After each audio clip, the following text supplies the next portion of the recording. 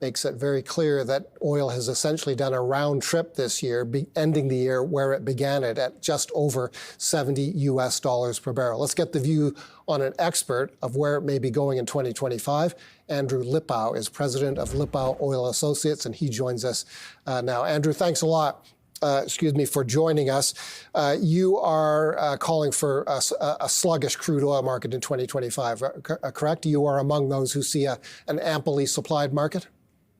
Yeah, good morning, Paul, and thank you very much for having me. I think for oil prices to rise in 2025, it's going to be a slow, grinding move upwards, especially when we look at increasing production, not only out of the United States, but Canada as well, where back in August, production was about 5.2 million barrels a day, which was up from the 2023 average of 4.9 million barrels a day.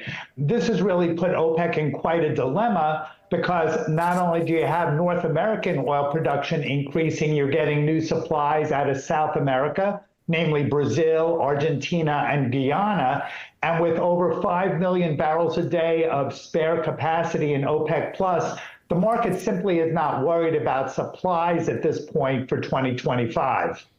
Why would OPEC even be considering putting more oil on the market in this oil market?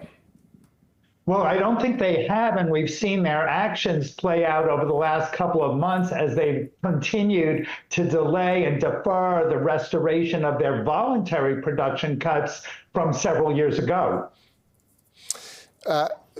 What has happened, if anything, to the narrative that oil producers in Canada and in the United States were much more disciplined about using excess cash flow, and we're committed to returning that excess cash flow to investors through dividend increases or share buybacks, and not using it to increase production?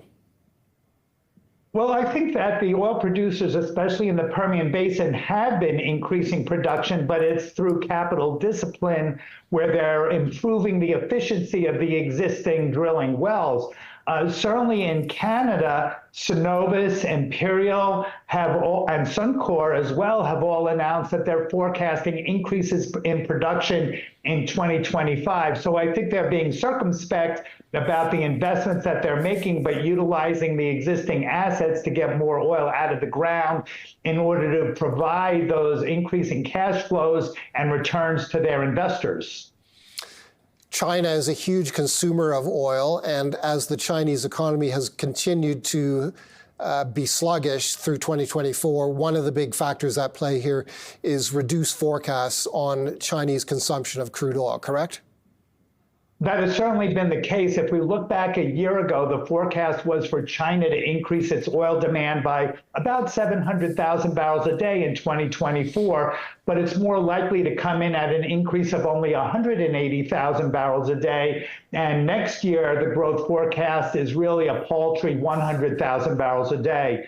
So if the oil market is looking for growth, they now need to look to India, where we're seeing substantial increases in oil demand. What do you expect to play out in terms of the tariffs that Donald Trump is promising, including on Canadian goods, with respect to Canadian crude oil, which is a major part of the U.S. energy consumption picture? Well, these tariffs just show really the symbiotic relationship between Canada and the U.S. Canada needs the U.S. as a consumer, and the U.S. needs Canada as a supplier. In fact, if we look at imports around the U.S., 20% of the East Coast imports come from Canada, whereas 30% come from Canada for the West Coast and Gulf Coast. But in the Rocky Mountains and the Midwest, 100% of the U.S. imports are Canadian sourced. So we need each other. You could see that, especially on the East and West Coast, any tariff implementation would result in Canadian oil being diverted into either Asia or into Europe, where it's much more difficult to predict what happens in the mid-continent. But I do expect that the consumer would pay more if tariffs were implemented. Okay, so lots of moving parts, as always, in the oil market. With all of that in the background, what is your forecast for West Texas Intermediate crude in 2025? Do you have an average price that you're looking at?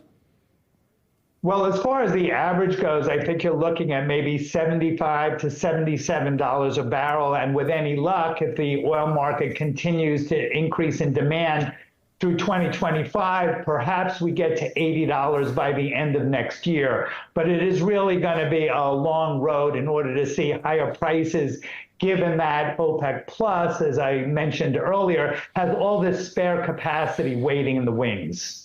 Andrew, thank you a great deal for your insight, as always. Andrew Lipow is